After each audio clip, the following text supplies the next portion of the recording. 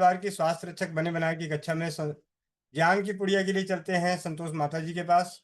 संतोष माता जी mic unmute करें और ज्ञान की पुड़िया बांट दें। जी भाई जी, जैसा आदेश। धन्यवाद भाई जी। ये मंच मुझे सौंपने के लिए और मुझे अपने मन की बात कहने के लिए बहुत अच्छा लगता है। ये स्वतंत्रता मुझे मिली है कि इस मंच में मैं अपने सभी सहपाठियों, सहयोगियों, बुजुर्गों और अपने जो समकक्ष हैं, छोटे हैं, उनके साथ अपने मन की बात साझा कर सकूं। और उसके लिए बहुत बहुत धन्यवाद और सभी का तन्मयता से सुनने के लिए भी धन्यवाद। तो आज मैं अब बात करूंगी आजादी की, कि हमारे बच्चे जो हैं, छोटे छोटे जो हैं, वो हमसे दूर क्यों होना चाहते हैं, आजाद क्यों होना चाहते हैं। कि अगर हम छोटी सी भी बात कहते हैं, ऐसे मत कीजिए, ऐसे मत कीजिए, तो उनको बहुत नाराजगी होती है कि हर चीज में आप इंटरफेयर करते हैं, हर चीज में टांग अड़ाते हैं। आप लोगों की बहुत गंदी आदत है ये, हर घर में हमें सुनने को मिल जाता है। तो इस आजादी का मतलब क्या है और सही मायने में आजादी क्या है, और बच्चों को कितनी आजादी खुद से लेनी चाहिए, वो उनको खुद सोचना है। तो आज उस पर छोटी सी चर्चा करते हैं।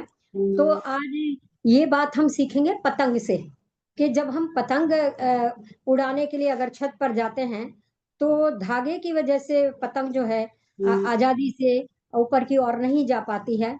जितना वो उड़ना चाहती है, क्योंकि धागे से बंधी है, जितनी हम ढील देते हैं उतना ही ऊपर उड़ जाती है। तो बच्चे ने प्रश्न किया कि यदि हम इसकी डोर तोड़ दें तो ये तो बहुत ऊंची जाएगी, क्योंकि बंधी हुई है, जितना हम ढील छोड़ते हैं केवल उतना ही जा पाती है। तो इसको तोड़ ही दे डोर को, तो फिर तो बहुत ऊपर चली जाएगी।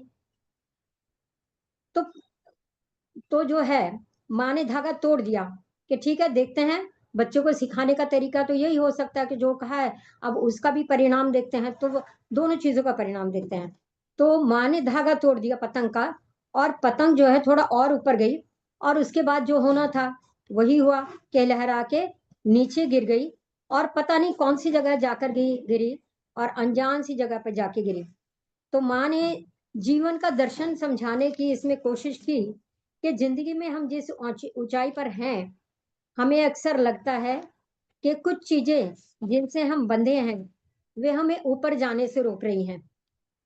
हम अगर बात करें घर की, परिवार की, अनुशासन की, माता पिता की, गुरु की और समाज की, तो बच्चों को लगता है कि ये सब ऐसी रुकावटें हैं जो हमें आगे नहीं जाने दे रही, हमारी आजादी में खलल डालती हैं। बिना बात के हमें इंस्ट्रक्शंस देती हैं, और जैसा हम चाहते हैं हमें वैसा नहीं करने देते हैं, अपने हिसाब से हमें चलाना चाहते हैं, और तो वो हमसे आजाद होना चाहते हैं। वास्तव में ये वही धागे होते हैं जो हमें ऊंचाई पर बना कर रखते हैं। अगर ये धागा नहीं हो, हम थोड़ा ऊंचा तो उड़ेंगे। जैसे कि हमने अभी देखा कि पतंग को हमने काटा, धागे से अलग किया, उड़ी वो थोड़ी सी ऊंची और उड़ी, लेकिन उसके बाद जो है वो दिशाहीन होकर, और पता नहीं किस दिशा में, किस जगह पर, अनजानी जगह पर जाकर गिरी है। तो इन धागों के बिना एक बार हम तो ऊपर उठ जाएंगे, अगर धागा नहीं है ऊपर तो उठ जाएंगे, लेकिन बाद में क्या होगा, हमारा भी वही हश्र होता है जो बिना धागे की पतंग का होता है। तो जीवन में हमें ऊंचाई पर तो बने रहना है, लेकिन ये जो हमारे धागे हैं, घर रूपी धागा है, परिवार रूपी धागा है, अनुशासन रूपी धागा है, और माता पिता के जो समझाने का धागा है, और जो गुरु है, और जो हमारा समाज हमें सिखाने की कोशिश कर रहा है। तो हम कोशिश करें, और हम कोशिश करें कि इन धागों को ना तोड़ें, इन धागों के साथ मजबूती से जुड़े रहें। और अगर इन धागों के साथ जुड़े रहेंगे और मर्यादा में रहेंगे, तो हम इतना ऊंचा जाएंगे जिसकी हम कल्पना भी नहीं कर सकते हैं। तो बच्चों को ये बात समझनी चाहिए। और हम, क्योंकि मैं देख रही हूँ हमारी चौपाल में ऐसा कोई नहीं है कि बहुत छोटा हो, सब समझदार हैं, सब परिवार वाले हैं। तो हमें कोशिश करनी है कि बच्चों को ऐसा नहीं है ढील नहीं दे। अगर हमने उसको टाइट किया पतंग के धागे को, तो पतंग स्वतः ही कट जाएगी। बीच बीच में ढील देना है, जैसे वो ऊंचे उड़ने लगे फिर थोड़ी सी ढील देनी है, फिर ऊंचे उड़े। तो बच्चों को ऐसे ही इंस्ट्रक्शंस देते रहिए, उनको गाइडेंस, मार्गदर्शन देते रहिए, और उनको ऊंचा उड़ने की छूट दीजिए।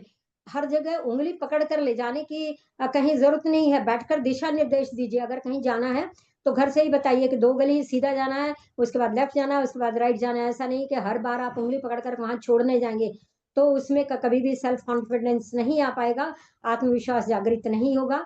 तो हमें भी ध्यान रखना है कि हर समय उँगली पकड़ के छोटी-छोटी बातों के लिए रोका-टोकी नहीं करनी है।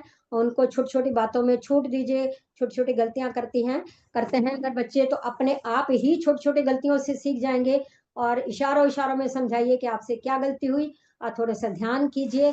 लेकिन गलतियाँ बताने का भी एक तरीका है कि जब गलती हो जाए और अगर कोई नुकसान हुआ है, पहले उस नुकसान की भरपाई करें। अगर बच्चा नीचे गिर गया है, तो पहले उसको सहारा देकर उठाएँ, बैंडेड की ज़रूरत है तो बैंडेड लगाएँ और उसके बाद जब उसका मन शांत हो जाए, तब उसको समझाएँ कि बेटा ऐसे नहीं, ऐसे चलना था, आप क्यों गिर गए हैं, तब उसको समझाएँ। उस समय ना समझाए जब वो समझने की स्थिति में है। आप सुनाना चाहते हैं और सोचते हैं वो समझे, लेकिन वो सुनने की स्थिति में हो सकता है, लेकिन वो समझने की स्थिति में नहीं है। तो देखिए वो कब समझने की स्थिति में है और जब आप उसको दिशा निर्देश देना चाहें, कोई इंस्ट्रक्शंस देना चाहें, मार्गदर्शन देना चाहें, तो देखिए कि वो सुनने की नहीं, समझने की स्थिति में हो। तो यही छोटी-सी बात का कहकर मैं अपनी बात को विराम देती हूँ। धन्यवाद इतनी तन्मयता से सुनने के लिए। सभी का बहुत-बहुत धन्यवाद। जी भाई जी। जी, बहुत सुंदर माता जी।